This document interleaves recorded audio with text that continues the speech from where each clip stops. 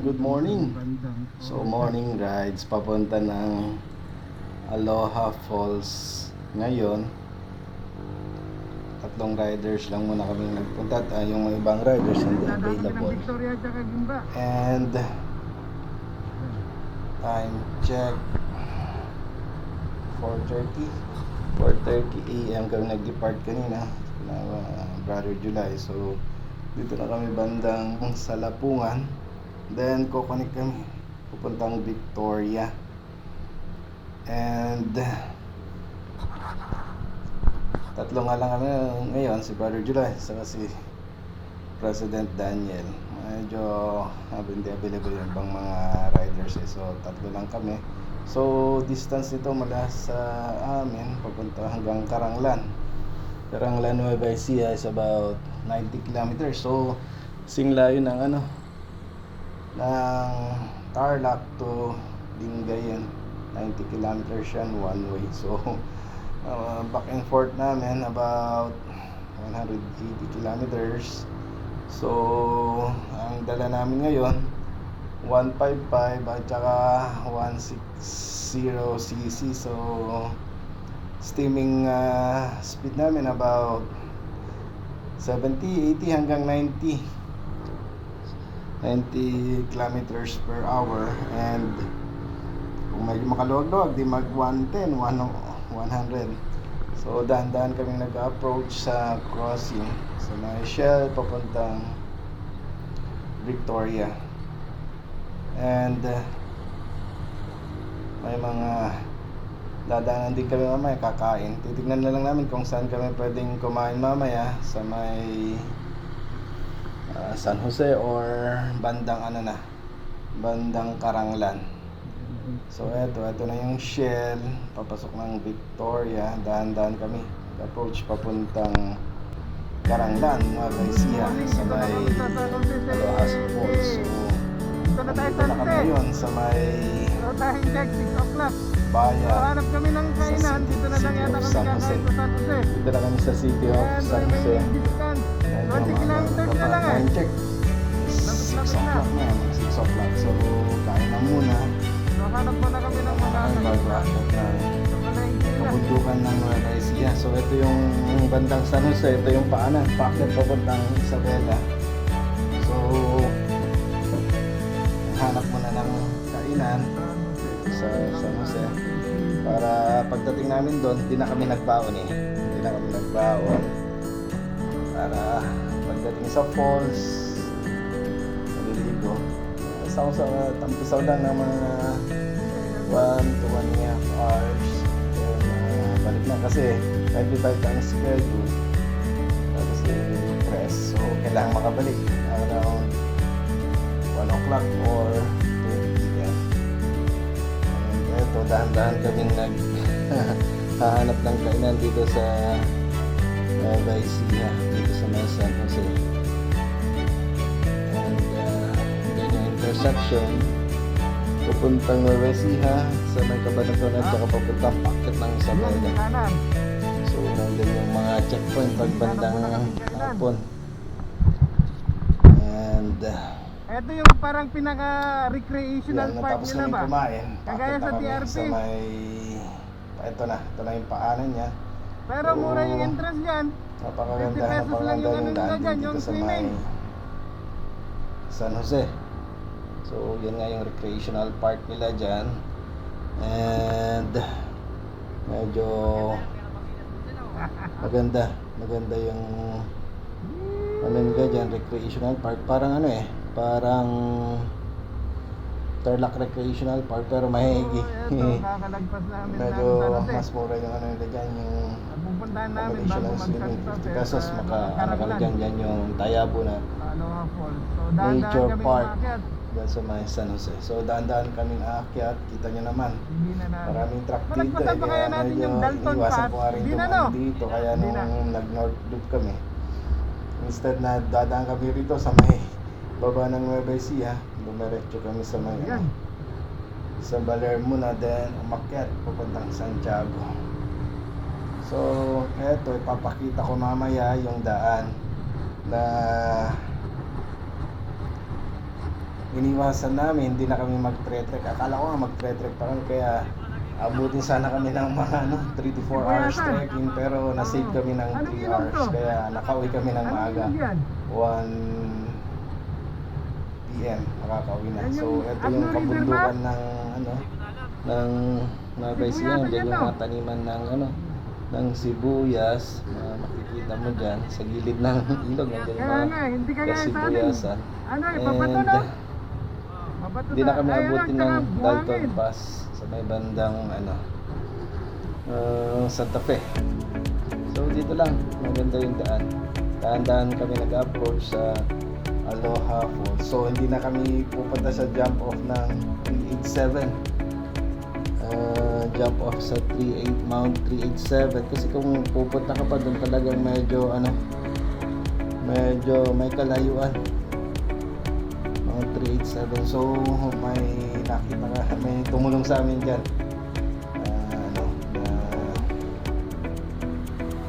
Pagarian, tinulong niya sa amin tamang daan. So makita natin sa inyo mamaya. And eto, daan-daan kami paakyat.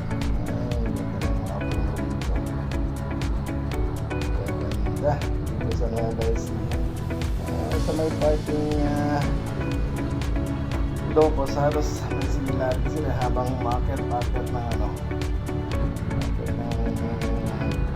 Pangbit. Ito naman parking ng similarities. So dito mayroong may palit na tunnel at medyo malapit-lapit na kami yan sa may so habang dito na sa may bandang lapit na sa Karanglan yung tunnel. So dahan-dahan kami nag-approach sa Aloha Falls. So skip namin yung Mount 387. Maganda nga sa 387 at Kamoro yung 360. May mga kanilang galing doon. Marami kayo dito sa mga guys. Gusto ko kumain doon sa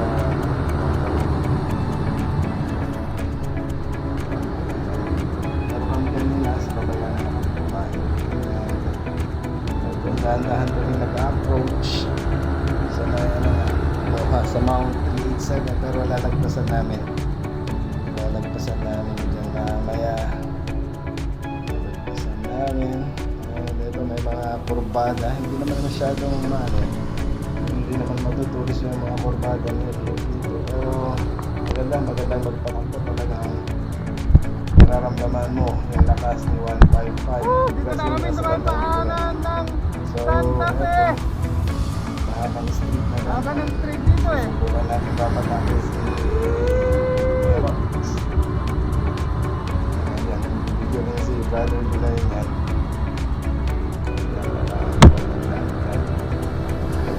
Ramdam mo yung tunog ng 155. Naka-GBT tayo ngayon.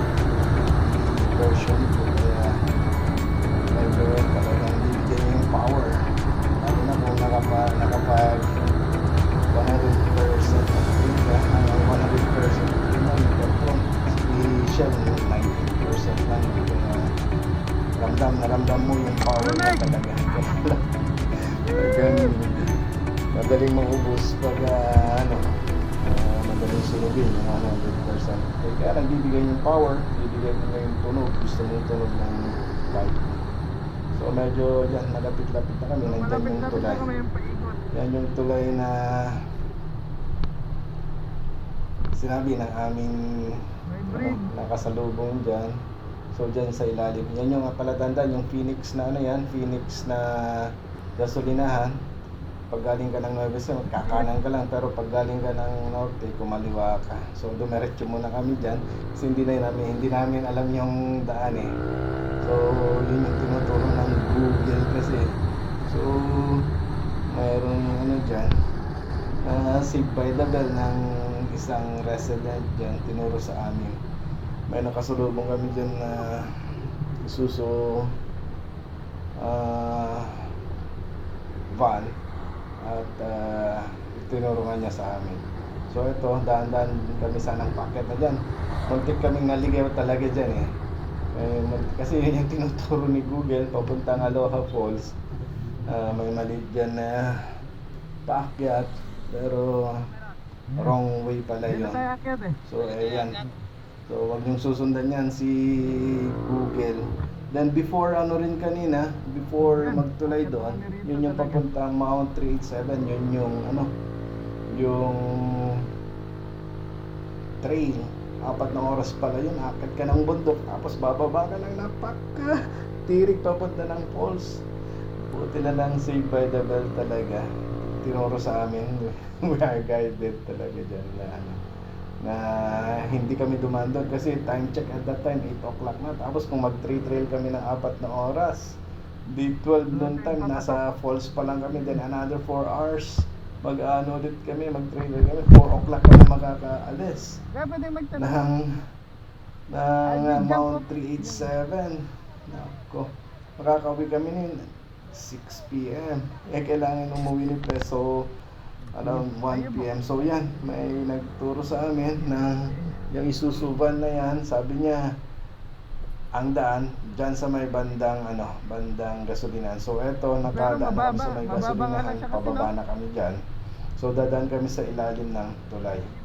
So ang laki ng nasave namin oras, total time na nasave namin 3 hours na papunta at saka 3 hours na pabalik. So total 6 hours. Napakalaking oras yun na save namin. Talagang gagabihin kami umuwi yun nun kung kung nag-trail pa kami dun sa Mount 387, yun, lalakarin mo yun, 4 hours yun. So dito, nadala namin yung motor dito sa ilalim ng tulay hanggang dun sa may parking, sa may jump off.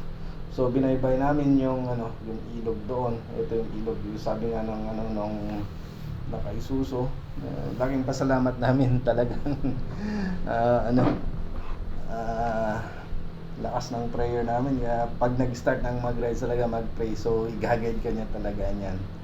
At eto, dahan-dahan nga kaming binabaybay namin tong ilog, papakita ko para yung mga gustong pumunta sa Aloha Falls, huwag na kayong mag-trail. Pero kung gusto nyo mag-trail doon, yung mga bundok na yan, at may oras kayo, maghapon o kaya mag-overnight kayo dyan, maganda dyan. Pero kung tight yung schedule, talagang very tight yung schedule, dito kayo dumaan. Tawirin nyo lang naman tong ilog na to, 2 tawiran lang to. So itong ilog na to, parang malit lang na batis ito. So galing din sa falls to. Yan yung makaka-save sa inyo ng 6 hours. Kung gusto nyo pumunta ng Aloha Falls, then makauwi ng maaga. Whole day ride. Legit ito, hindi scam na rides. Kasi may mga na-scam rides kasi ako dati. So pupunta kami ng Cotto Mines, talagang more than 24 hours yung rides namin. Mas mahaba pa nga yung rides namin kasi kaysa pag-stay namin sa Cotto Mines River eh. So dumaan kami ng Daang Katutubo at Daang Kalikasan, and medyo May na at that time, talagang medyo napakalagkit ng daanan na putik dyan sa Daang Kalikasan at that time. Pero naman, nakadaan kami doon hanggang nakalusot kami ng Santa Cruz. So eto, daan-daan kami nag-approach dito sa Aloha Falls. So sundan lang itong daan na to, sundan lang yung daan na to at baybayin sa may gilid ng ilog. Nakikita naman may taniman ng mga sibuyas dyan, then may bahay dyan, kakaliwa lang. So medyo, kung hindi mo kabisado yung lugar, medyo talaga, magwa-wonder ka, mapapaisip ka, tama ba itong dinadaanan ko? Pero we are guided. Dire-diretso lang to, hindi namin kabisado itong lugar na to, pero Ganito rin yung daan. Maraming Papuntang sanga-sanga dun yung sa Maples kalsada River. dyan. Yung daan dyan, yung rough Ganito road. rin yung Pero daan ba? talagang Rough road na ganito. itinuro sa amin yung papunta sa jump off. Hindi nga namin talaga alam dyan na ano, pero dire-diretso lang yan na habang nagmamaneho, sana marating nga namin, kaya namin nag-prepare kami.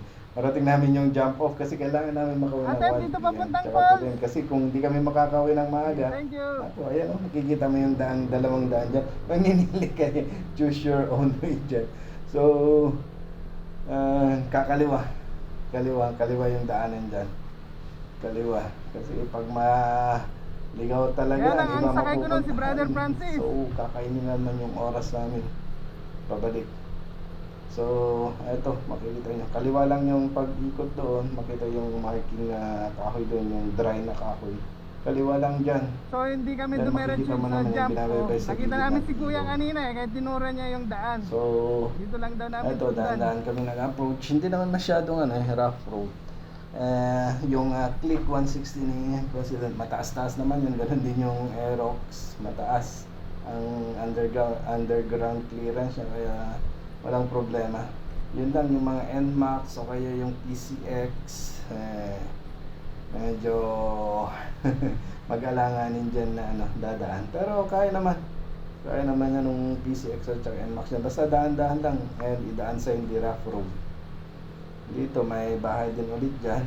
Tatanong ulit dyan. Magtanong lang. Kung hindi kabisado, magtanong lang. Tuturo naman nila dyan eh. Yan, may daan na naman dyan kung sakali. Pero ito yung main road. Dire-diretso lang. Andun yung kabundukan ng Aloha Falls, yung Mount 387. Kikita nyo doon. Buti hindi kami nag-trekking noon for 4 hours. Dadaan ka sa bundok, akit ka sa bundok, tapos dadaan ka ng pababa. Napakatarik. Pakita ko sa inyo mamaya doon. Napakatarik na daan, parang yun yung pinuntahan din namin sa Ansap Twin Falls. So walang way talaga yun, dadaan ka na talaga ng matarik. Bababa, hahawak ka ng lubid o kaya baging. Ganun din siguro dyan, pero hindi namin sinubukan na tinuro naman kami sa tamang daan. Kaya naglakad lang kami, binabayad lang namin sa gilid ng ilog at narating namin yung falls. So, eto, daan-daan kami nag-approach papuntang Aloha Falls. So, napakaluwag napakaluwag ng rito, landmass. So, parang papunta rin ito sa may yung pinuntahan namin sa Abra, yung may falls dun RRB's Falls, pero nilakad namin to, then pababa nag-water rafting kami. So dito naman hindi ka pwedeng mag-water rafting. So nadala namin yung motor, then pabalik mag-motor din. So yan yung nakasave sa amin ng 4 hours trekking sa Mount 387. So tingnan niyo yung ibang vlog ng mga nagpunta dyan, dumasa sila sa 387, kaya maraming oras na na kakainin talaga. Pero kung gusto mo talaga ng adventure, punta ka ng mag-trail sa 387, makakita ng 360 view ng Nueva Ecija, makita yung bundok sa may Dalton Pass, Mount Arayat, kita mo tatawid daw kami doon. ng ilog ulit. So, Basta sundan lang namin eto, to. may tatawiring ilog na Thank you po, naman. thank you po. So, tanggal lang muna ng sapatos para hindi mabasa. And yan, may dalawang daan ulit dyan kung saan kami talaga dadaan. Dyan right or left. Puro kaliwa. Kaliwa lang po dyan yung dadaanan. And kung may signal dyan yung nyo, makikita nyo naman yung falls. So, yung pinaka Google Map, yung map, tumpukin lang doon. Yung ilog. Tumpukin yung Marami pa silang i-aquary rito, no? direction kung Kung saan aquaryhin tinuturo nila to. ng map. Ilog ulit. May signal naman dyan yung smart, may signal dyan. Di para sa mga Unipress, naka-smart kami, pero may signal ang smart. Doon lang sa may bandang bandang malapit sa falls, wala nang signal kasi napalibutan na ng bundok. And eto, may tatawirin pa. Malit na batis lang yan, kaya dinerecho lang namin yan ni Brother July. So mayroon pang isang dyan, batis. Dahan-dahan lang pag-approach. Talagang nature yung pinuntahan natin. May mga parang pebblestone lang naman Ganito yan rin sa may So, nung pumunta kami ng malaking gulong Abra. ng clip. Tawid kami ng 160 kasi ilog ba? malaki. Pero Isa, hindi ganit, malalim click doon. 125. Pero yung click 125, kaya-kaya to. Kasi nung pumunta rin kami ng ng Medyo malalim na to. sa may Sambales, sa may Subic, sa may bagong Babaan Tuklas mo na. River. Sa abang lugar na yun. Basta sa bagong Tuklas. Kaya-kaya naman. Hindi niya papanay, Nag-trail baba yung paa niyo doon. kanina. Marami kaming tinawid na ilog doon. Hindi ko na-upload ko na rin. So, sa ibang araw, i-upload ko nga yun para makita nyo yun. Pero malapit na siya eh. Marami-rami rin kaming nag-rides nun dati. So, yan. Tawid natin dito. Ayun, Tatanggal siya. talaga ng sapatos mo na Kaya pagtawid tatawid. natin dyan, malapit Babasa talaga yung sapatos namin dyan. Pero ako nakapag dala ng dyan, sleepers. Plastic na sleepers, kaya okay na. Tawid lang yung motor. Nahantayin ko sila, Brother July, tsaka plus sa kabilang ibayo ng riverbank. Few meters na lang, oh. Sa So, falls. yan, napakalinis ng tubig ng So, tong tubig na to galing ng falls na yan eh. So, yun naman nakabundok doon, yung nakapalibot sa may falls. Pagtawid daw namin dyan sa ilog. And sa may bandang taas na yun, yung Mount 387 nga. Time check. So, 7:42 to 8 o'clock. Ayan, napakalinis. 11 o'clock, alis na kami rito or ganda 12 na. noon. So, mag-unwind, So, pantanggal stress. Woo! Ganda Tawid ng ko muna yung nature. Mag-refresh, mag-recharge through nature na naman. And, river crossing talaga. yan. At, naantay namin na makapag-change na ng sapatos si Brother July. Hintayin ko sila sa kabilang pampa. So, tawid na muna ako. Linis ng tubig. Woo! Woo! Woo! Antay ko muna sila. Ayan. At kayang-kaya ni Dito kami sa may Karanglan. 155 natin, Aerox. So, antayin ko na muna sila. So, makita naman eh. Diretsuhin nyo lang yan. May markings naman yung daan. Kaya masusundan nyo dyan. So, ganda oh. Ganda.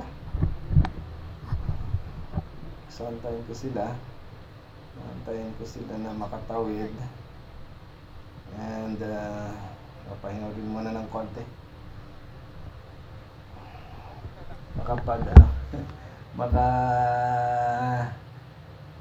hinga. Naka-helmet tayo all through the rides. Yeah. So, ayan. Medyo malapit-lapit na. Malapit-lapit na yung yung paanan ng Video mo hanggang Aloha Falls dito sa Karanglan na guys. So, nakatawid si Brother July. Tinawid lang niya, nilakad niya. So, antayin namin si Press, makatawid din. Mag-proceed na kami sa jump off ng Aloha Falls Nag-adventure na naman through sa gilid ng river. So, hindi kami nag-trekking sa Mount 387 dahil napakalayo. 4 hours trekking. So, May ayan. kalaliman po doon, no? Selfie muna para may ebidensya. Ayan, tumatawid na si President. Yan.